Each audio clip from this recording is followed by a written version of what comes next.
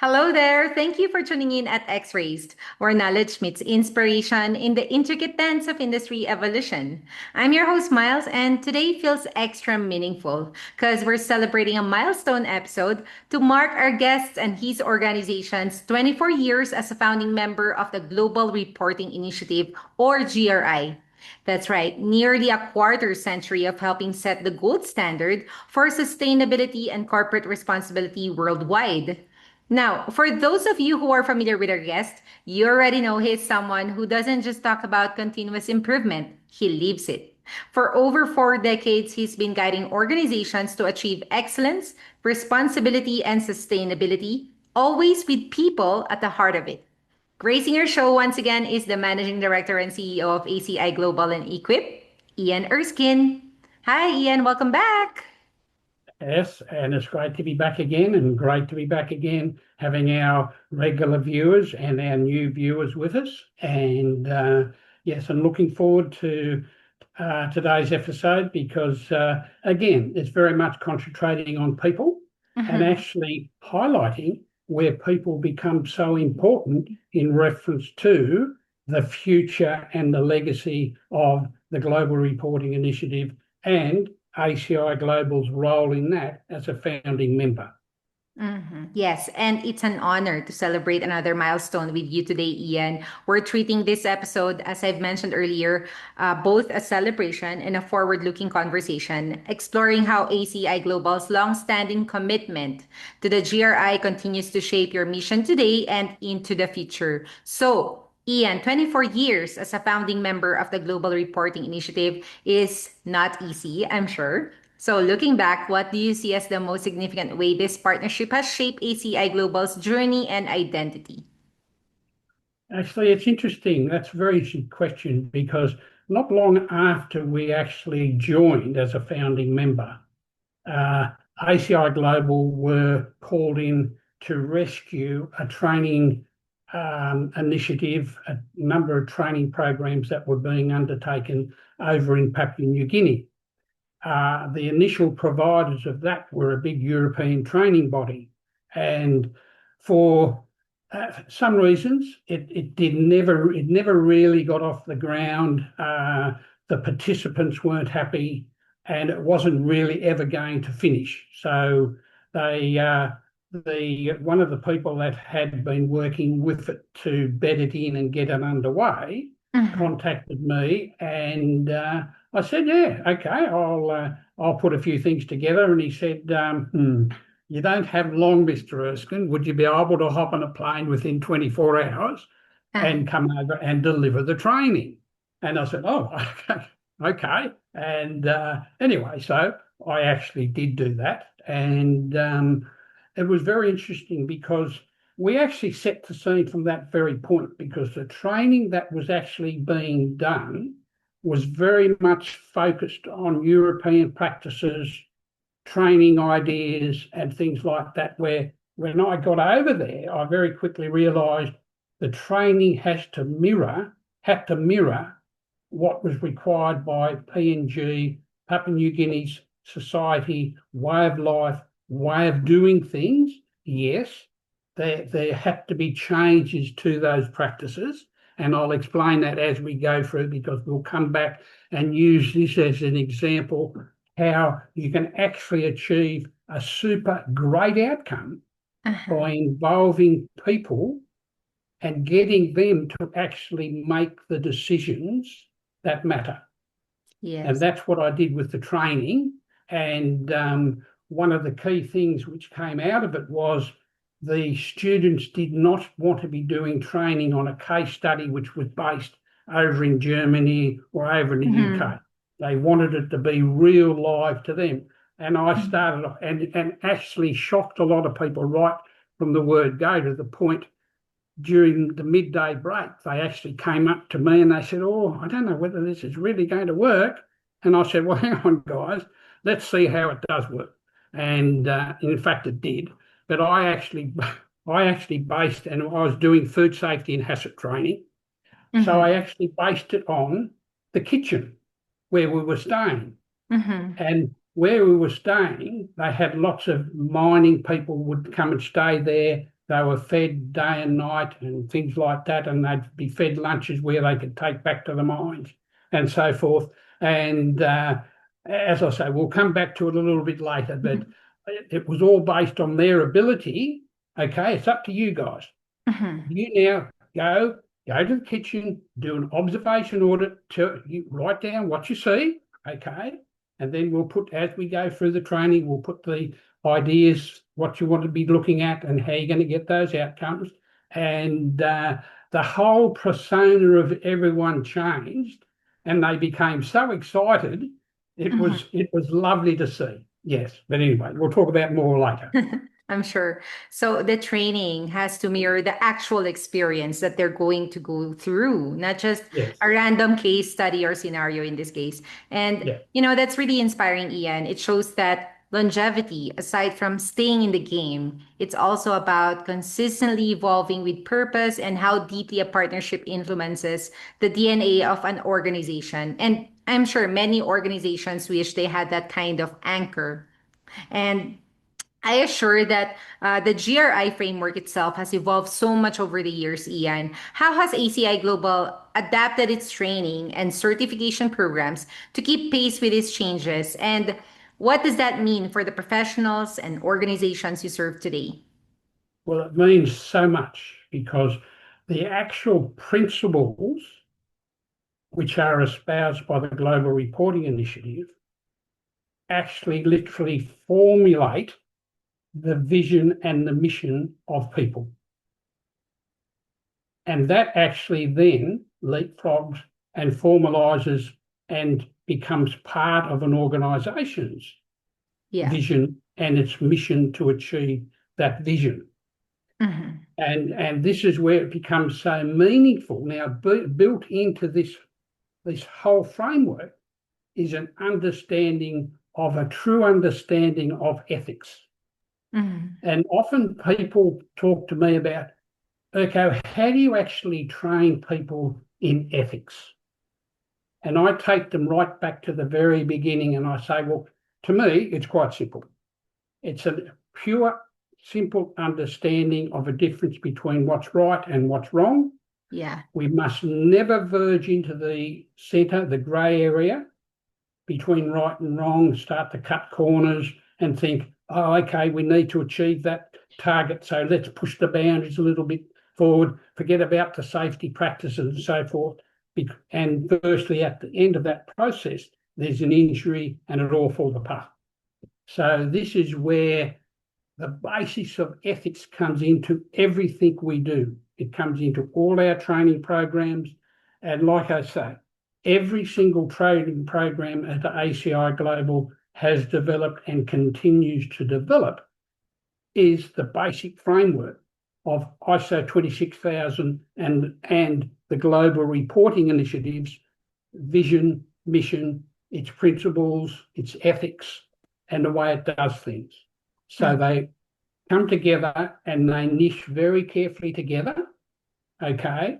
And I guess one of the biggest joys for me is when I can actually leave an organization having completed an audit or having completed a consultancy exercise, or even just going there after I've been asked to come in and often I'll be called in and they'll say, okay, we need you to come and have a look at the issue that we have, third set of eyes, and I'll sit there and I'll listen and we can all together discuss it and put things in place.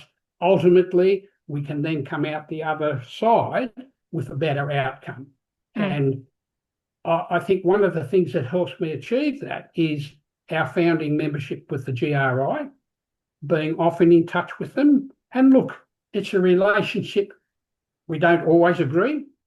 I know when ISO put references in reference to climate change in the standards, Mhm. there was heading towards a big bust up between ACI Global and the Global Reporting Initiative, because as you know, I look at that as a different way.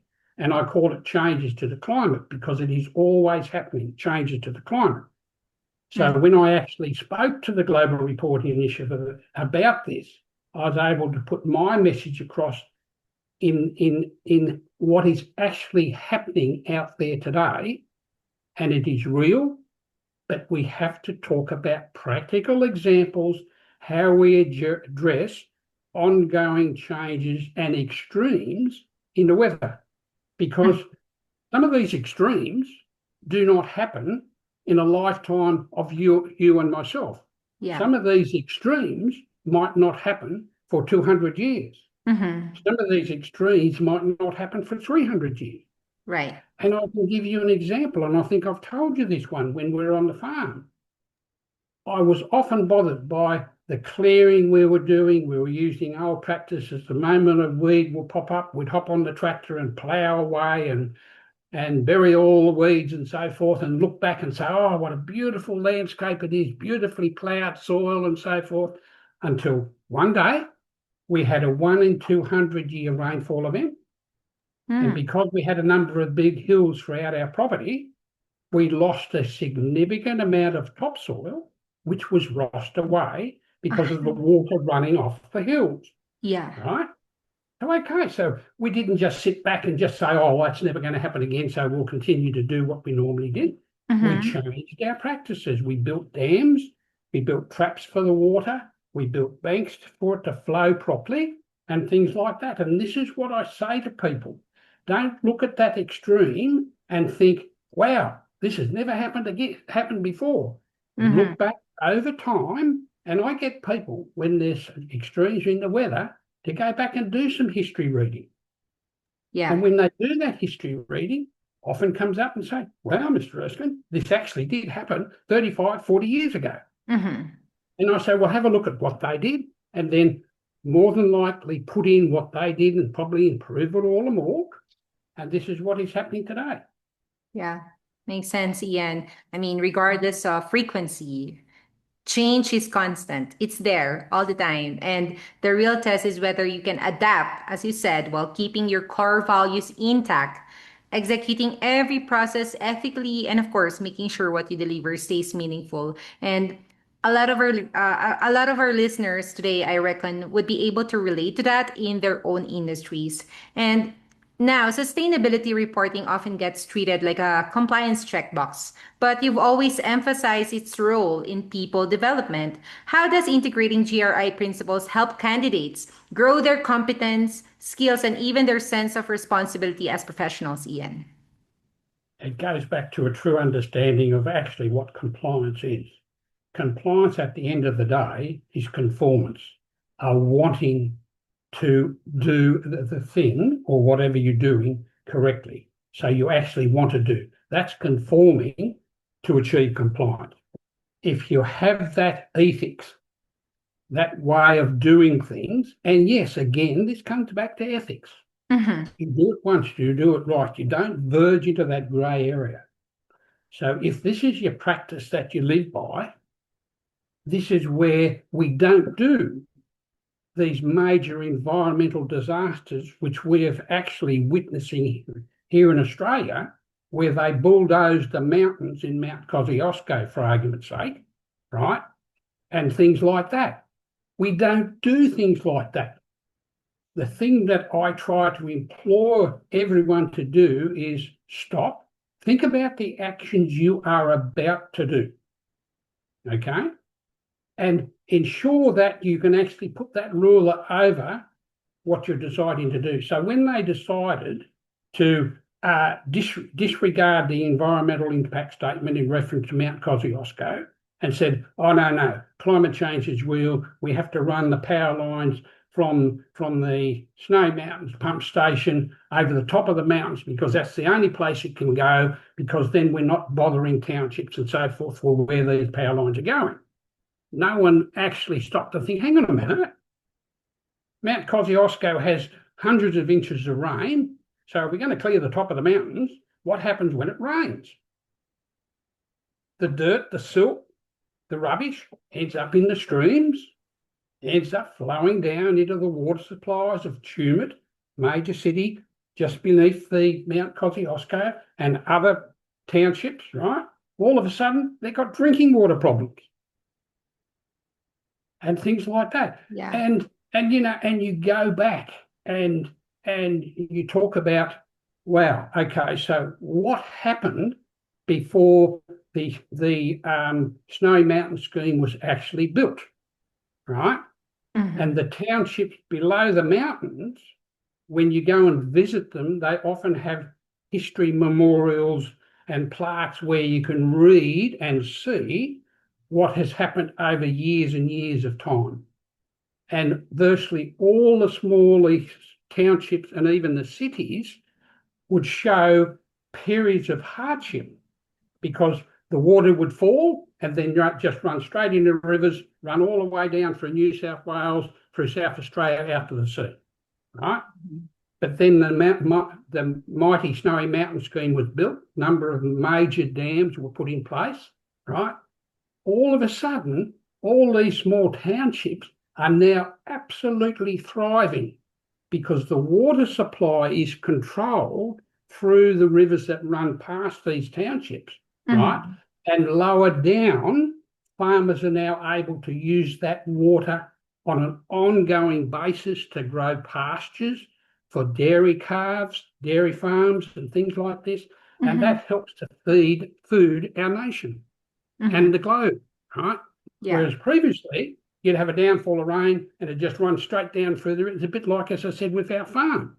The water would hit the mountain and just run Mm-hmm. straight out into the open ploughed soil, tear through the centre of it, great big furrows of soil gone missing, Mm-hmm. okay? Whereas with the dams now in place, none of that happened.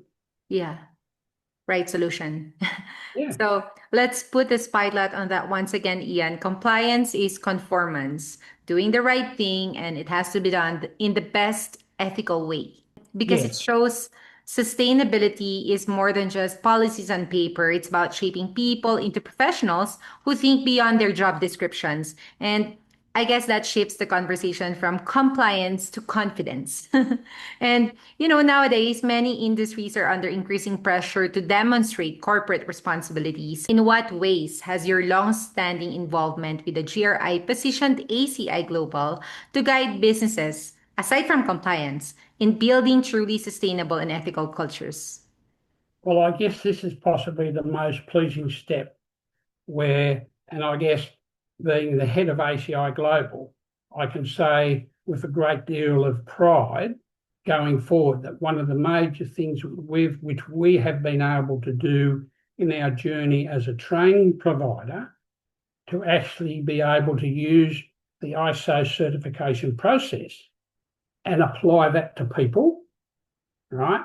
And basically, once a person has achieved their outcome of their course and they achieve ISO personal certification, the strength of our model is that then the organisation is then ready for certification as well, because the Okay. candidate's whole course is based on the organisation achieving conformance to comply to the series of ISO standards of which they want to apply to, Mhm. whether that's quality, whether that's food safety and HACCP, whether that's environmental sustainability. And people often now come to me and say, but Ian, isn't it just environmental? And I say, no. I always add the word sustainability because if you add the word sustainability, all of a sudden there's a conformance factor being put in there when we Mhm. talk about the environment. If you're going to do something with the environment, Mhm. make sure it's sustainable. If you're going to do something with your people, make sure it's sustainable for not just the people, but the Mhm. organisation as well. Yeah. Because if you attempt to put something in place for your people, which does not niche with the organisation's mission and their vision, ultimately it will fall apart. Mhm. This is where you get the two working together. Yeah. And those are great points, Ian. And I also remember a leader once told me compliance may be temporary, but culture is long lasting. And when culture is right, everything else follows. As you've said, it's like a domino effect, it goes along with each other. And as we celebrate 24 years of this partnership, Ian, looking ahead, how do you see the next decade of GRI shaping both ACI Global's mission and the global workforce? Well, I think it can only get better. I think the more emphasis that is put on not just organisations but on people to actually have to do things the right way, the ethical way. Do it Mhm. once, do it right. Don't verge into that grey area. Do it wrong. Right. Mhm. The partnership will strengthen as we move forward Yes. continually. Mhm. Exciting and very, I guess that's exactly the future we all need. So Yes. before I let you go back to your busy work, Ian, one more question, please. And I hope everyone is really listening to this. What message would you give to organizations or individuals who are still hesitant about embracing sustainability reporting as a core practice? Well, I get people to actually do a research, have a look for the GRI, but on top of that, have a look at the what ISO has to offer in reference to their 26,000 standard, Uh-huh. basically. And I often get people say, oh, another compliance standard. And I say, no, the Mm. ISO 26,000 is a conformance standard through and through. It is something that you will never be certified against. You put the ISO 26,000 standard in to actually bolster your direction and gives you that ability to say, well, hold on a minute, we do things ethically and the right way here. We aside and align with GRI and ISO 26,000 by looking at our principles, our passions, our vision, our mission, and it's all to do with people and people's success. Mm. Right. Well, thank you so much. So it's 26,000 conformance standard that they have to check out. Yes, Mhm. Well, what a strong message to end on, Ian. It's less about if sustainability will matter and more about when. And as you've always made it clear to us, the time to act is now, or maybe yesterday.